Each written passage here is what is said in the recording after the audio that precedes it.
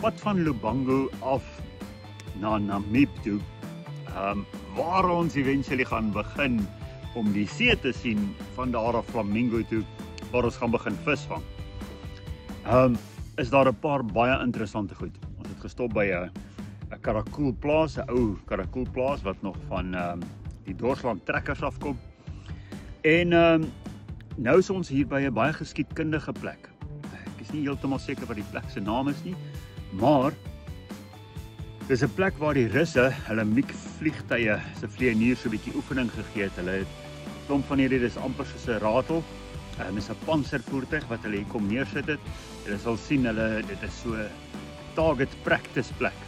En hier het hulle geskiet. Hier kan sien oralste is daar plekke wat missiele geval het, ook mortiere.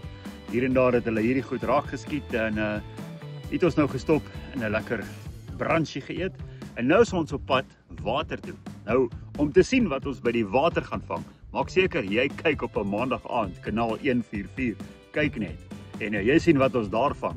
Ons gaan so 'n bietjie tussen die skerms ook vir julle wys, maar maak seker jy kyk op 'n maandag aand. Kyk net 144.